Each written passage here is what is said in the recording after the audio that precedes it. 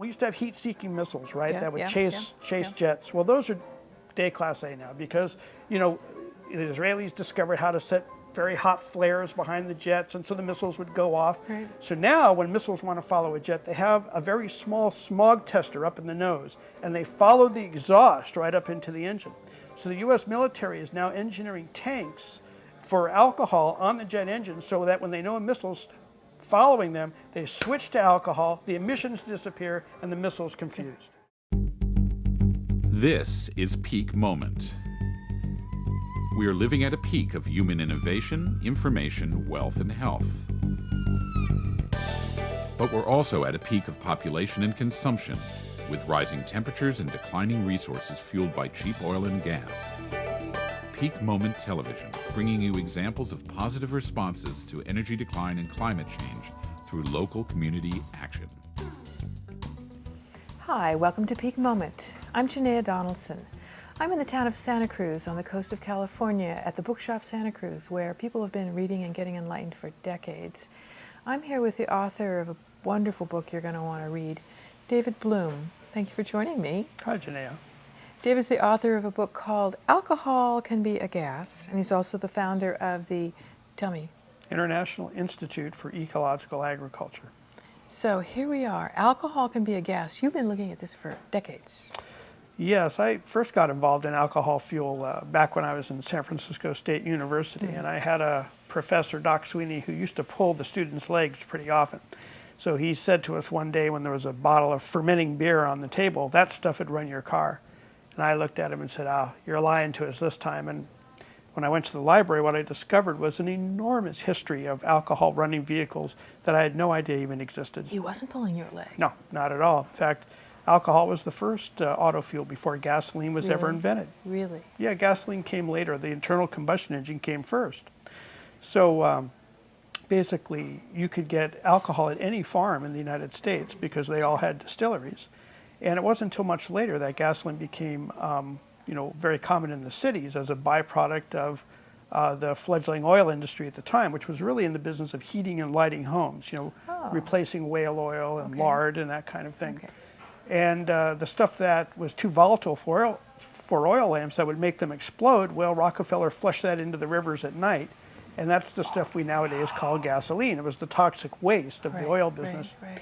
And today, gasoline is still the toxic waste of the oil business. We're paying to dispose of big oil's toxic residues. Ooh. Yes, no 2 days in a row is gasoline ever alike. It's whatever's left over for making more valuable things from oil. So here we are burning the planet's atmosphere with stuff that's the waste. Totally the waste of the oil industry. So why didn't we, so if we were using alcohol for internal combustion machines, how come, is it just because, why aren't we doing that now? Well, it was an interesting battle in the early part of the 1900s, who was going to be the dominant fuel in it. And Henry Ford thought alcohol should be, because as Henry Ford used to say, if we can't be the farmer's customer, how can he be ours? And of course, alcohol was made from farm products. Sure. Rockefeller had a different opinion about this, and they tussled over this quite a bit. And finally, Rockefeller decided to stop playing fair. So what he did is he funded a splinter group of crazy old ladies called the Women's Christian Temperance Movement, and he gave them $4 million in 1915. And with $4 million, you can very easily buy Congress at that time, and that's what happened. And what we got was a piece of legislation that was not a simple bill that just passed by a vote. It was a constitutional amendment called the Volstead Act, otherwise known as Prohibition. So alcohol was taken off the market, not just as a beverage, but as for any use. And for 16 years, Rockefeller had competition-free access to the market, and gasoline became entrenched as our motor fuel, even though it never was the preferred fuel. Wow. So obviously alcohol with peak oil, which you've been paying attention to for several decades, with that being imminent here, or at least rather soon, people are talking about biodiesel and ethanol and other several alternatives, but those are the two hottest. You hear more about biodiesel. Why aren't we hearing about ethanol? Well, it's very interesting. Biodiesel, I ran my first tractor on biodiesel back in 1978. And the thing about biodiesel versus ethanol in terms of why one is getting attention, not the other, is that biodiesel does not have any effect whatsoever on oil companies. If we took all the oil that we currently get from plants, from corn, from soybeans, from whatever, we would only replace 2% of the diesel fuel that we currently use. So it's not a threat to the oil companies. Let me think. 2%, if we use all of those plants instead of for food? All that vegetable oil, yes. You got to realize that plants are very good at making carbohydrates. They take carbon dioxide from the air and water, so carbon, hydrogen, Okay. Carbohydrates, mix it with solar energy, and plants start off by making sugar from these things. Okay. Sugar gets built up into other things in the plant. For instance, it can be made into starch, which is 35 sugars together. Or thousands of sugars in a chain make cellulose. But a little more complex chemistry takes that sugar and makes it into vegetable oil. But it's an energy-intensive process for the plant. Okay. So an acre of soybeans will only produce about 48 gallons of biodiesel.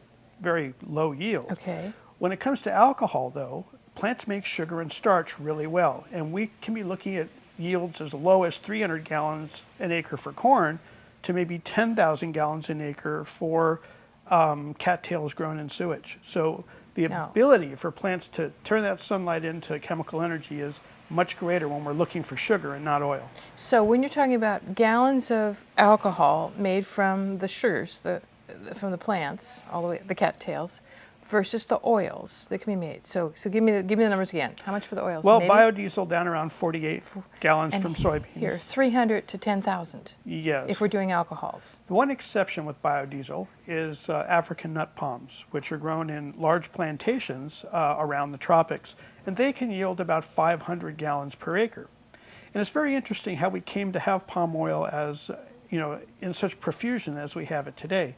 When Dr. Diesel first invented the diesel engine, he cast about for what would be the best crop and totally settled on the African nut palm as the best way to go because there was such a good yield per acre. So we went around the world encouraging the tropical countries to grow these African nut palms, but they take a long time to grow, and 10 years before you see your first fuel. So during that time, Rockefeller figured out how to make synthetic diesel fuel out of petroleum, since the original diesel fuel was vegetable oil. Okay. And by the time palm oil was ready to come on the market, so petroleum diesel had overwhelmed the market, and so there was nowhere to sell the palm oil. So the palm oil was laying around unsold, and so they decided to start selling it for food. And so we ate palm oil for 40 or 50 years until doctors finally said, "Oh my God, this stuff isn't food. You can't use It's this." not good for your heart. Well, that's what happens when you drink diesel fuel. It's just bad stuff. So I want to go back to that comparison. Other than the palm oil, okay, is that same field that gives us much less yield in oils than in alcohol and sugars? Can you give me the difference in the energy equivalents that you get out of those two? Well, that's a complex equation. In theory, diesel engines extract more energy from a fuel than a gasoline engine. So they're more efficient. They would seem to be more efficient because you can compress the diesel fuel to a much higher pressure before it explodes. And the more you can compress a fuel before it explodes, the more energy you get out of it. Okay. Now, with gasoline, you're only looking at about a 20% efficiency of turning chemical energy into work. The rest of that energy goes off as waste heat primarily. With diesel, you can do better than 30%. Okay. Now, with alcohol, we have quite a different equation. It's not a fair equation to compare alcohol to gasoline. It has many different qualities. So alcohol has a very high octane rating. It's 105 octane. So the higher your octane, the more you can compress a fuel before it will explode on its own. So gasoline, if you compress it too much, it pings or it pre-detonates, where alcohol won't do that. And that's why they use it in race cars. Now, the DOE has done some very good experiments using alcohol in a modified diesel engine, and they were able to actually get 22% better mileage per gallon on alcohol than diesel fuel. So Really? alcohol is actually 45% thermally efficient compared to gasoline's 20%, and diesel is approximately 30%. Okay. So although alcohol starts off with less energy per pound, it uses it so much more efficiently that we get more miles per gallon in an ideally designed alcohol engine. If we just use alcohol in a gasoline engine and convert it to run on alcohol, Which I want to ask about, but go ahead. and we'll get there, you might lose about 10 or 12% miles per gallon. So you get less miles per gallon if alcohol than gasoline. Yes, you would typically lose 10 or 12% miles Okay. per gallon in a gasoline engine not optimized to use the alcohol. Okay. So if we just convert a gasoline engine to run on alcohol, you do lose a little mileage. Alrighty, okay. But then you get, okay. What does it take to convert a vehicle, and what would you do to make it optimized? What would that take? Well, we would want to take advantage of alcohol's qualities, like its very high octane rating. The 105 octane rating of alcohol allows you to compress the fuel to a much, as I was mentioning with diesel engines. So we'd want to do that, of course. And so, for instance, the Saab company in Sweden has a flexible fuel engine that tries to optimize as much as it can for gasoline and for alcohol, so it can run on both. So, and the mixture of both. Or any mixture of the Okay, two. alrighty. And so in that case, to approach the optimum conditions for alcohol, it has a turbocharger which compresses the air going into the engine. And so for alcohol, it compresses the engine a lot more than it does when it's going for gasoline.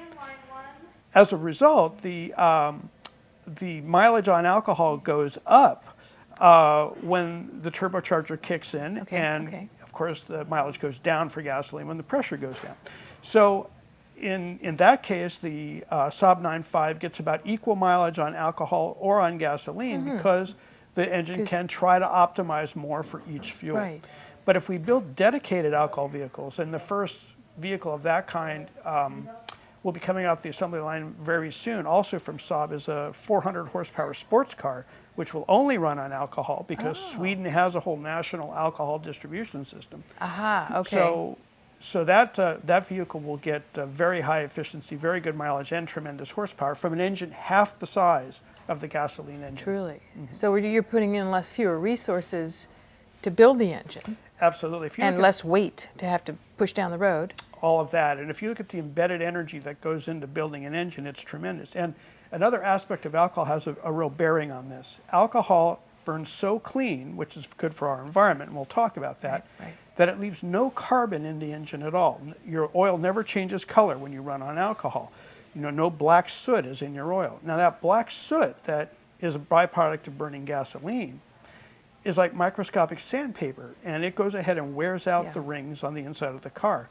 So when you run on alcohol, your engine lasts 3 times as long as it does on gasoline. And that's a tremendous energy savings in itself. So you don't have to build as many engines. That's right. I mean, why don't we have alcohol engines? Well, I understood from the Rockefeller scene why we don't have that. But it would seem to me that at this time, as people are being, as the oil declines, well, of course, the oil companies are still in power here, we should be pushing ahead to do ethanol.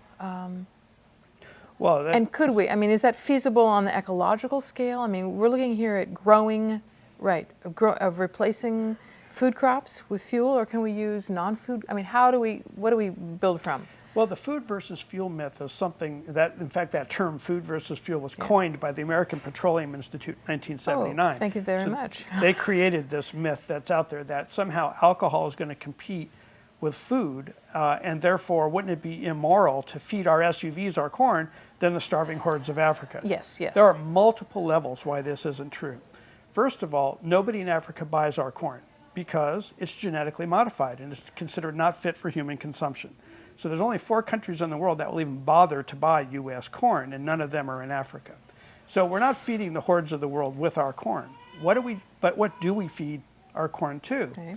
Well, you didn't eat any corn today, most likely, unless you bought some candy, because most of our corn that we use for human use in the United States is high fructose corn sweetener, And a whole lot of other things besides candy. I mean, our supermarkets are full of corn sweetener. corn sweeteners. So about 8% of our corn goes into corn sweetener. About 3% goes into breakfast cereal, like corn flakes or whatever. And I would argue that neither of those things are really food. And 1% of the alcohol goes to make whiskey, which I might argue is food, but you might disagree with me. So we're still down to single digits. We're not even up to 10% of our corn goes into things that people eat. Now, you might argue that meat is food, and so if we feed cattle the corn, it is still food.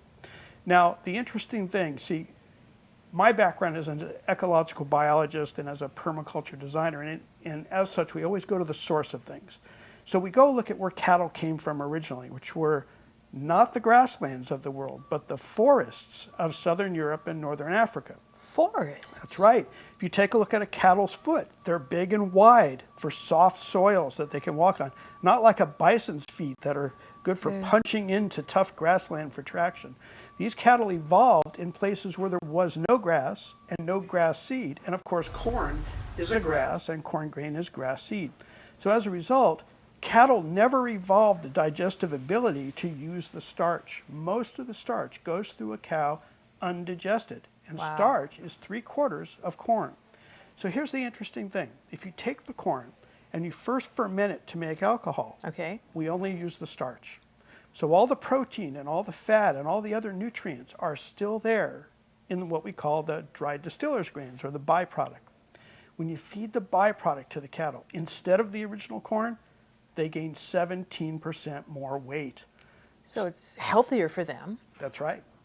And more efficient. It's a paradigm shift. If you want to make more meat and have more food, you have to ferment the corn first and make alcohol to get the starch out of the way, and then you get more meat. If we kept the meat production stable, in other words, we didn't increase the meat production, so we'd be using less grain now, that 17% difference would feed the entire world with our corn. So, you know, the whole point of this is it's not food versus fuel, it's fuel so we can have more food. And so those are the basic, you know, rules of the game. But there are other crops other than corn that we can grow for making alcohol that still work for animal feed or for human food and produce more fuel per acre. So you're really there's multiple efficiencies in here. Feeding animals, feeding people, feeding our alcohol for vehicles and other things. You know, you spoke about the myth about, food versus fuel is one of them. One of them is about, the other is about the energy return. I was trying to get to that and didn't say it very well, is like part of the numbers that are trotted out, and I want to hear what they are, is how much energy we put in to produce alcohol versus how much energy are we getting back out. And I've heard all over the map from we're not even making, you know, one energy input in to get one out, and to maybe a little bit. So where are we on that? Well, and this is unfortunately a place where peak oil people have been taken in by the propaganda by the American Petroleum Institute. Several popular authors have quoted a primary source on this subject, David Pimentel, a fellow from Cornell University. And he's been to alcohol fuel what the six scientists that say global warming is only a theory to the climate debate. He's the one guy who the press will always quote for balance about alcohol, about saying it's a bad idea when everyone else says it's a good one. And what Pimentel has been famous for saying is, you know, producing alcohol is like taking 1.5 gallons of gasoline to only get back a gallon's worth of energy. Well, it turns out that in the scientific community, his opinion is completely negligible. It's, you know, laughed at. But in the press, He's powered the by side. the American Petroleum Institute, everyone hears this, and everyone thinks this is true. The reality is there's a couple of issues here. We're asking about what do we do to replace petroleum?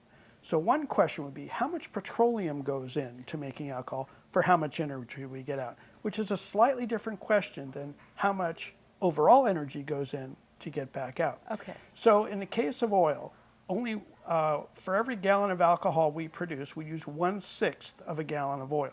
So that's a pretty that's good from return. the growing in what is from corn. Producing it from corn. This is using corn, which is the worst energy crop to be comparing here. So we're using the worst so we're worst case. case. All right. So where does the rest of the energy come from? Because alcohol's energy gain in the United States is only about 30 to 70% more energy out than in, which is a modest gain. The rest of the energy comes from coal or natural gas. Now, these are not petroleum, but they are also not renewable. So they're not our preferred source, and they also add to climate change. So that's changing in the United States, but to illustrate how that change is happening, we need to look at the rest of the world when it comes to alcohol first. And most of the rest of the world uses sugarcane to make alcohol. So Brazil and India are the two leading countries making alcohol now, and how they do it is a model for us. In Brazil, they take the sugarcane.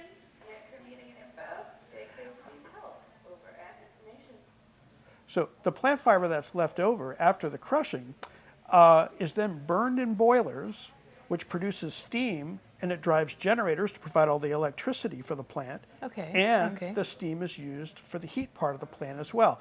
Now, in the case of Brazil, 3/4 of the electricity produced at the alcohol plant is put back into the grid.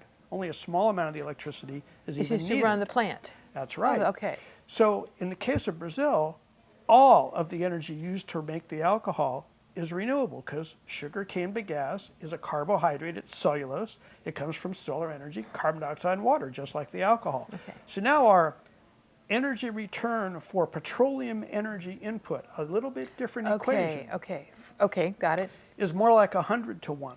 In other words, 100 units out for every unit because so little petroleum energy is used in the production It of was alcohol. probably just using the tractors or the whatever to get the sugar there or something. And that's only temporary because we can run those on alcohol, of course. So And- eventually all of the petroleum inputs could be replaced, or nearly all. And you know, one of the big things that Dr. Pimentel tries to point to are tires, because tires are made of a huge amount of oil. Okay. And it turns out that in World War II, when we were cut off of rubber from by Japan, we made synthetic rubber out of alcohol to be able to shoe our vehicles. And we can do that again today. It's actually getting to a point now where alcohol-sourced rubber for tires is cost competitive with petroleum-sourced rubber. Interesting. So we don't even need to use petroleum for the tires. This is very bad news Now- for the oil companies. Oh, Go it's ahead. very bad news. Go Now, ahead. here's what's happening in the U.S., which coming back to how we can do Yeah, it here better. yeah. And this is a very simple system, and I would propose more complex and interesting systems. But right now, they're taking that dried distiller's grains after they make the alcohol. They're feeding cattle with it right on site. Okay. Then they take the manure from the cattle, are fermenting that into methane, which is Okay. natural gas. Right, You know, right. basically the way you would process sewage is the same idea. Right. And that natural gas is then used to run the alcohol plant, but there's a surplus of natural gas. So you actually put gas back into the gas network, and also you produce surplus electricity. So the first plants in the U.S. are now using this renewable system, Interesting. which is eliminating the use of oil. Fabulous. The whole, I mean, I feel like you're sort of having to move this whole system into a different direction here that we're not even used to or thinking about. I mean, the agricultural system, our vehicles, our and other uses, you know, for energy generation and so on. Well, and that's, as an ecologist, none of this intimidates me. And what, you know, I mean, thinking about whole systems is what we do as ecologists. Now, what's important to note is that as energy becomes tighter, the ecological way of designing systems becomes the most economic way of designing systems. And so suddenly, the way we look at things from a whole system point of view now makes sense to American It's business. going to snap into place because That's of right. the economic efficiencies. Right. You're close to that. We're closer to that. And we can be all the way there in less than 10 years. Every alcohol plant in the United States currently operating, and there's over 100, will certainly be running on renewable energy within the next 10 years because the price of natural subsidized gas has gotten to be so expensive that it's no longer cost effective compared to these ecological alternatives. Well, of course, our natural gas supplies are decreasing, and it's correct. highly expensive to be importing this from tankers from across the world. Well, and incredibly dangerous. Incredibly dangerous. You see, if you've seen the movie Syriana, Yes. there was a point yes. at which the kids, the suicide bomber kids, have a missile on the front of their little Their little fishing boat, right. and they ram into not an oil tanker, but a liquid natural gas tanker. That was LNG. And they didn't show you what happened next, because what would happen next, according to the Federal Energy Management Administration, would be a blast zone of 10-mile radius.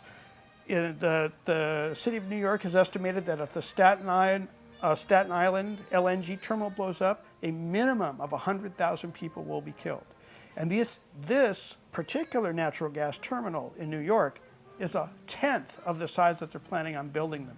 So you're talking about Huge enormous disaster. potentials for disaster. Security. Yeah. And instability. I mean, no thank you. No wonder we don't want them on our coast. Thank you. Well, and in fact, the United States government is, as we speak, trying to pass a bill that will take local siting of LNG terminals out of state and local hands and only let the federal government preempt. Scary. So we could be in the same position we are with cell towers now, where your local community Can't can't even regulate speak against where those go. Wow, Only the federal wow, government. that's scary. That is scary. In our last 2 minutes here, though we'll continue after this, I want to look at sort of the pollution side of things, if we do that for just brief. Well, How does good. alcohol fit this? I guess the first thing I'd like to say about pollution with alcohol is I'll start with a story. Gordon Cooper and I, an astronaut and a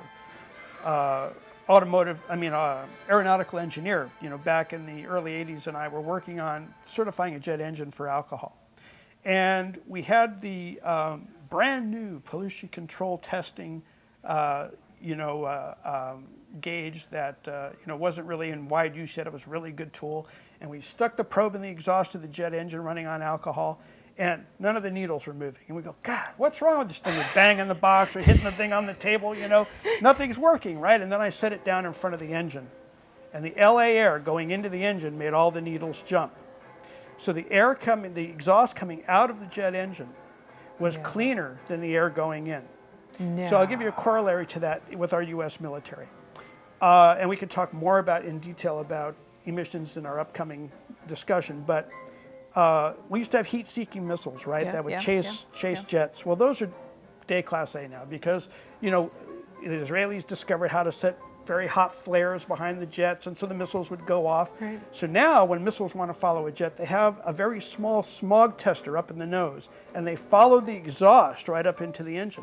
So the U.S. military is now engineering tanks for alcohol on the jet engine so that when they know a missile's following them, they switch to alcohol, the emissions disappear, and the missile's confused. Oh, I love it. It's so clean. Oh, my God. So, All right. This is to be continued. Those are great stories, and we'll continue more about alcohol and its myths and its truths and why aren't we there in just a bit. You're watching Peak Moment, Community Responses for a Changing Energy Future. I'm Janaea Donaldson. Please join us next time.